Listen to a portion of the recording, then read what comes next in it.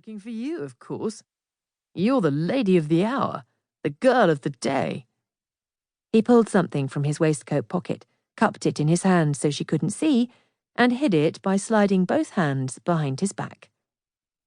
"If that's a gift for my birthday, you're meant to wrap it and present it to me properly, not hide it away." Her pulse quickened as she thought of what he might give her. Then she looked down, and the way his shirt buttons strained across his chest made her breath speed too. Lately, she was aware of everything about him in ways she'd never been before. More specifically, she'd become intensely aware of his body. Like now, when she noticed that the stubble on his chin glittered gold in the sunlight, how he smelled of fresh air and the cinnamon biscuits Cook had made for the party, and that unique, deeper scent that was all Rhys. "I'm not sure you'll like it, Harry. You are known to be rather picky." Ari was a nickname only Rhys used. He wasn't satisfied with Bella, as everyone else called her. He insisted on something unique. "How dare you? Everyone knows you're the pickiest man in the village." Bella pushed playfully at his chest, as she'd done dozens of times over the course of their friendship. This time was different. He wasn't a little boy anymore, and she was no longer a little girl. That he was 4 years older had never mattered much when they were children, but over the course of the previous summer, she'd begun to think of him as a man. The inescapable fact was that he'd grown very appealing and very handsome. Her feelings for him had grown too into something she was afraid to voice. But now, standing inches from him, she found she didn't want to pull away.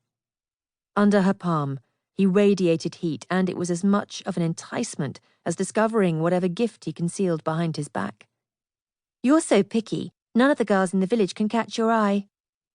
Her heart leapt in her chest as she waited for his reply. A part of her dared to hope she was the reason no other girl could tempt him. "It took you a month to decide which colour of dress to wear today," he teased. "Mama said it was the most important dress I'd ever wear, at least until the start of the season. But she is dramatic when it comes to fashion." He laughed, and the sound was infectious.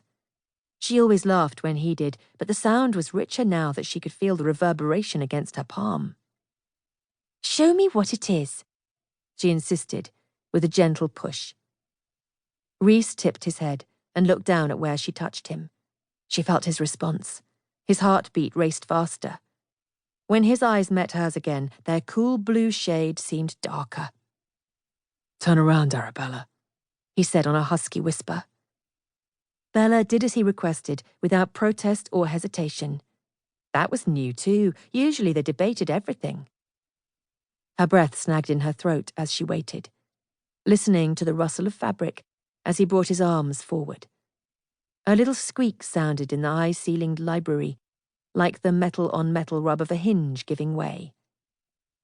A hinged box? Bella's mind went to jewelry, and then to the image of a ring, and her deepest, most secret wish that she was almost afraid to admit to herself.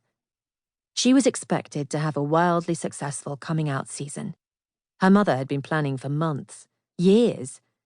But since her change of heart toward her best friend, Bella's dream was an uncharacteristically rebellious one.